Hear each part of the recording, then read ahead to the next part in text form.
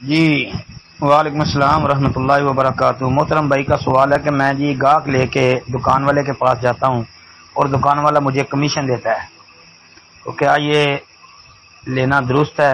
یہ ٹھیک ہے، انشاءاللہ اس میں کوئی حرج نہیں ہے، بس یہ یاد رکھیں کہ کسی کے ساتھ زیادتی نہ ہو۔